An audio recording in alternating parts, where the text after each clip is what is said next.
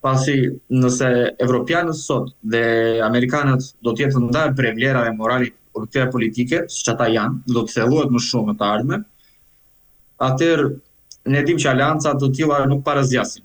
Do të thënë ka për të pasur konflikt, në mos një eskalim ushtarak si nesër në Groenlandës. Në krahun tjetër, bota sot ka hyrë në atë që ne i quajmë një fazë tranzicioni për një bote unipolare të establishmuar pas rrënjës së Bashkimit Sovjetik në vitin 1990-1991, dominuar prej perëndimit siç e dim, kulturës evropiane, vlerave perëndimore të tjerë, në një botë multipolare. Me rritjen e superfuqive të reja si Republika Popullore e Kenës, India, Brazili, Nigeria, Afrika e Jugut dhe së fundmi prej vendeve të kuartetit të BRINC, që unë e kam përmendur më parë, Rusis, Bielorusis, Iranit dhe Koreas së Veriut, të cilat janë duke përdorur forcën, aty ku vendet si Kina, India përdorin ekonominë, për të thyer këtë, le të themi, rend tabu, i cili ka qenë dominuar për më shumë se 20 vite prej perëndimit, dhe për të establishuar një botë multipolare, e cila përfshin faktorë të ndryshëm dhe respektimin e zonave të sigurisë. Pra ajo që ne quajmë regionalizim. Një superfuqi ka një zonë sigurie dhe askush nuk do hyjë në to. Siç ka qenë në bllokun lindor pak a shumë. Bashkimi Sovjetik kishte vendet e bllokut lindor, askush nuk do hynte në to. Ne dimë çfarë ndodhi në Hungari, në Çekosllovaki, askush nuk do hyri. Pasi kjo ishte zona sovjetike. E njëjta gjë ishte për amerikanët, që ishte zona evropiane perëndimore. Në që të cilët sovjetikët nuk ndërhynin. Gjithsesi kishte shkëmbime, luft, spionazh e të tjerë, që e cila po ndodhet edhe sot për shembull, midis bllokut të BRINC në Euroazi dhe bllokut Euro-Atlantik në të dislokuar në Bruksel, Strasburg edhe Washington. Siç e përmenda, rritja këtyre faktorëve sigurisht që ka sjell edhe faktin që ka nga ata si le të themi generali Mark Rutte e NATO-s, të cilët kërkojnë që ta zbusin narrativën dhe të mos lejojnë shpërbërjen e bllokut perëndimor në një bllok evropian dhe amerikan, siç e thash, ushtria evropiane dhe më pas amerikanët kanë për të, është një proces natyral që kanë për të shpërbërë nga NATO-a, për të dalë nga NATO-a, për të vendosur në dy krah të kundërta më pas dhe ka pas edhe konflikt, pasi ne dimë që amerikanët nuk është se kanë dëshirë të madhe për Evropën. Madje konservatorët ose lëvizja manga e cili bë pjesë presidenti Trump e shikon edhe si më kërcënuese Evropën se sa Rusinë edhe Kinën. Pasi është një kompetitor i cili mund të jetë katastrofal për Amerikën nëse ata për shumë vendosin sanksione, blokade të tjera. Kështu që se çfarë ka për të ndodhur, se ka për të eskaluar gjëja vetëm për të parë nga përfundimet e Iranit dhe asaj të Rusisë. Me thënë, nëse Irani ka për dalë pozitiv, gjë që gjasat janë, le të themi, jo shumë premtuese, por nëse ka për dalë pozitiv, do të vendoset në një lloj stabiliteti në linjën e mesme. Dhe kam për të vijuar më pas edhe me konfliktin Rusi-Ukrainë, atëherë mund të themi që një lloj status quo-je është kthyer, por duhet ta theksojmë sërish që jo vetëm për deklaratat e presidentit Trump, por edhe për gjithë këtyre gjërave që kanë ndodhur prej 2021 deri më sot, bota që ka ekzistuar ose rendi global i para Covidit, klasën 2019 më parë, ka marrë fund, është diçka që nuk kthehet më.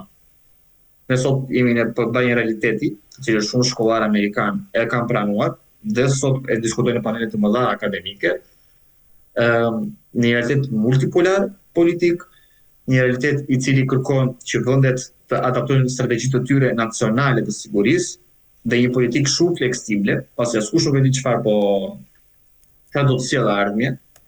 Amerikanët e kanë bërë këtë me adaptimin le të themi të dialogut me Rusinë, vizitën që presidenti Trump pritet të bëjë së fundmi në Republikën Popullore të Kinës dhe me dialogun e tyre me Bielorusin, që cilën e kanë hapur sërish në një mënyrë që ata pak nga pak të arrijnë le të thonë të penetrojnë në këtë kuartetin e BRINC dhe në këtë rend të ri që po establishmohet për këtyre superfuqive në rritje, si Kina, India, Rusia dhe të tjerë. Ndoshta mund ta mendsojmë që kjo është dhe një mendësi amerikane të cilët ndoshta sot po humbasin gjithmonë më shumë besimin, siç e thatë edhe ju, tek evropianët dhe kërkojnë që sido që të jetë gjëja, nuk do të ishte e jashtëzakonshme, ne kemi përmendur më parë, një aleancë midis rusëve dhe amerikanëve. ka ndodhur më parë, mund të ndodhë sërish, nëse të dy ndjetë të kërcënuar nga Evropa, amerikanët kanë treguar që janë gati të shkojnë shumë larg për disa gjëra. Pra, nëse ata do të jetë të kërcënuar për Evropës, mund të ketë një aleancë amerikano-ruse kundër Evropës. Nuk është diçka që njerëzit do ta shkruajnë si tabu. Sot administrata amerikane po lobon hapasi për kryeministin Viktor Orban, e cila është një gjë shumë interesante, pasi përkundërshtarën e tij po lobon hapasi Bashkimi Evropian. Pra, ne këtu vetë në zetu nga rrezë ne kemi një përplasje të amerikanëve dhe evropianëve. Në kohë që gjithë burokratët e Brukselit sot po mbështesin Peter Magyar, liderin e opozitës, administrata amerikane është duke mbështetur presidenciale klasë, dhe vetë presidenti Donald Trump është duke mbështetur kryeministin Viktor Orban në zgjedhjet që kanë pretenduar në 2 ditë. Pra, kjo është një përplasje indirekte. Nuk kemi pse të shkojmë në Iran ose të shkojmë në lindjen e mesme. Ne kemi diçka që po ndodh sot, në luftë propagandistike, në luftë mediatike dhe në atë indirekte politike. Siç e përmenda, që mos përsëris vetën. A ka për të eskaluar, a ka për të shkuar më tej, nuk e dim. Por duhet që si elitat politike, si ato akademike, si ato diplomatike, duhet të përgatitura për çdo lloj le të themi versioni. Pasi edhe vetë në Poloni flitet që një strategji kombëtare është sot e vetmja le të themi mburojë e sigurt për sigurinë e vendit tonë, sesa një strategji le të themi quhet një varësie të kontrolluar prej NATO-s, prej Bashkimit Evropian, prej amerikanëve të tjerë.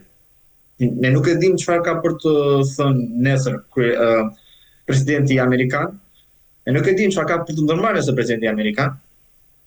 Prandaj shumë ndër kanë filluar të adaptojnë këto strategji dhe siç e përmenda, për ta përmbyllur, bisedimet e Islamabadit, më pas samiti që pritet të ndodhi në një ardhmë të afërt të lartë, nuk është e qartë, në Budapest, midis Rusisë dhe SBA-s, duke se janë të pikat kyçe që kanë për të shënjuar agjendën politike të vitit 2026, dhe të cilat kanë për të treguar nëse a ka më në fund për të vendosur teme stabiliteti linjën e mesme pas pothuajse 3 vitesh, 3 vite e gjysmë, pak a shumë tani më.